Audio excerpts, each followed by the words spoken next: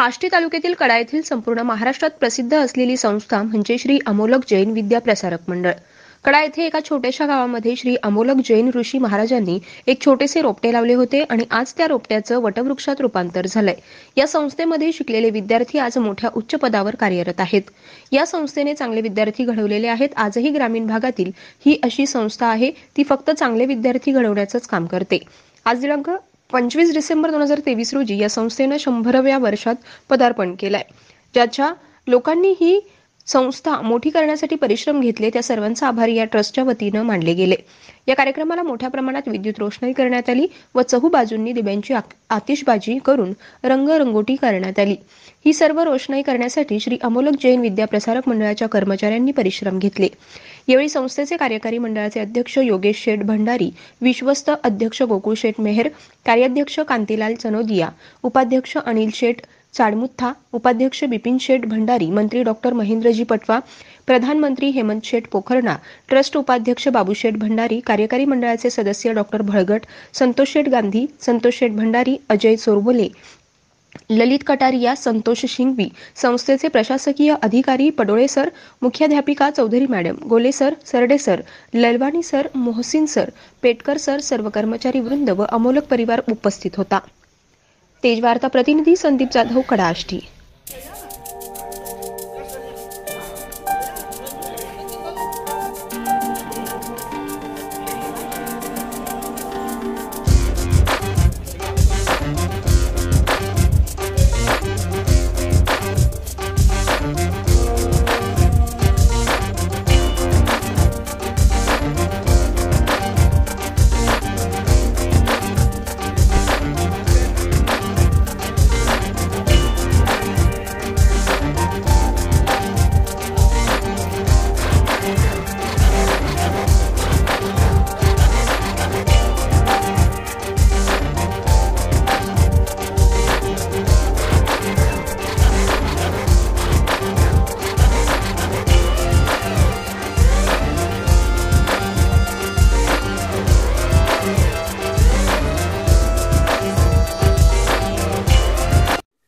सर्वप्रथम परमपूज्य अमोलक श्री महाराजला वंदन करतो.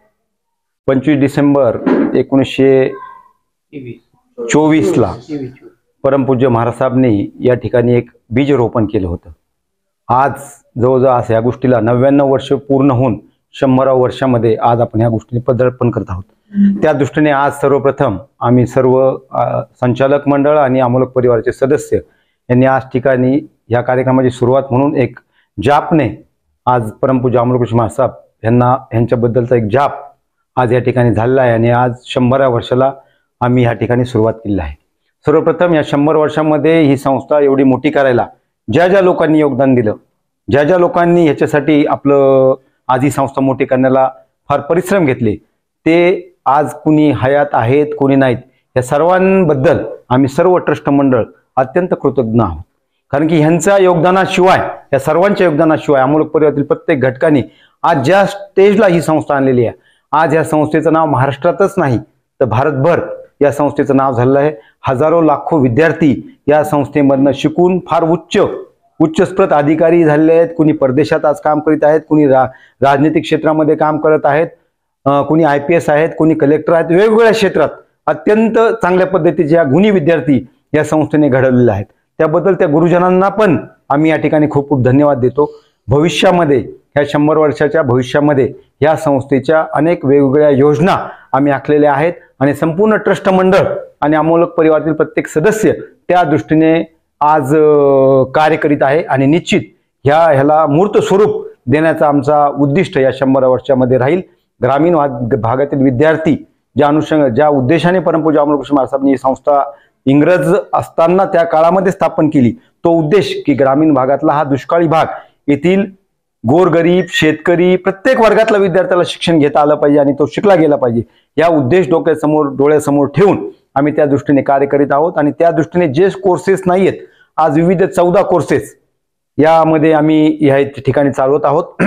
ज्यामध्ये आमच्याकडे प्राथमिक विभाग आहे, माध्यमिक विभाग आहे, किमान कौशल्य आहे, ज्युनियर कॉलेज आहे, सिनियर कॉलेज आहे, BCA आहे, B फार्मसी आहे, D फार्मसी आहे, आणि पीजीचे 5 ते 6 कोर्सेस आहेत. रिसर्च सेंटरचे 3 विभाग आज या ठिकाणी आहे. इंग्लिश स्कूल आपलं चांगल्या पद्धतीने या ठिकाणी आज काम करत आहे आणि YCM मधले विविध 15 कोर्सेस आपण या ठिकाणी चालवत आहोत.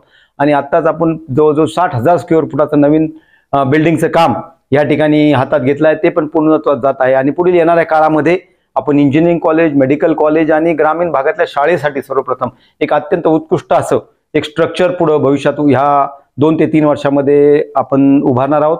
आणि यासाठी हे संपूर्ण ट्रस्ट मंडळ यासाठी आपलं योगदान देत आहे. प्रत्येक जण आज परत एकदा मी परमपूज्य अमोलक ऋषीजी महाराजांच्या स्मृतीस वंदन करतो आणि प्रत्येक घटक अमोलक परिवाराचा या ठिकाणी ग्वाही देतो की येणाऱ्या काळामध्ये सर्व ज्या योजना आहेत या ग्रामीण भागातील विद्यार्थ्याला डोळ्यासमोर ठेवून त्या कशा फलीभूत होतील याकडे आम्ही विशेष लक्ष देणार आहोत. कडासारख्या एका अतिशय छोट्याशा गावात जे 100 वर्षापूर्वी एक रोपटं लावलं होतं, आज त्याच्या वटवृक्षात रूपांतर झालेलं आहे. ह्या संस्थेतनं महाराज साहेबांच्या आशीर्वादाने आतापर्यंत हजारो विद्यार्थी अतिशय उत्कृष्टपणे सक्सेस होऊन बाहेर पडलेले आहेत की जे उच्च पदस्थ आहेत. आजही ग्रामीण भागातली ही एकमेव अशी संस्था आहे की जे फक्त विद्यार्थ्यांच्या हितासाठी काम करते व इथे असलेलं सर्व जे काही ट्रस्ट मंडळ आहे हे ट्रस्ट मंडळ सुद्धा स्वतःला डिवोटेड करूनच इथे काम करतात. आता ही संस्थेचं हे 100 वर्ष चालू झालेलं आहे. ह्या 100 वर्षात जे काही आजपर्यंत घडलेलं आहे याच्यापेक्षाही चांगलं पुढच्या 100 वर्षात घडेल व त्याचा प्रयत्न आम्ही सर्वजण मिळून करू एवढंच मी सांगू इच्छितो. मी परमपूज्य महाराज साहेबांना मी वंदन कोटी वंदन करतो.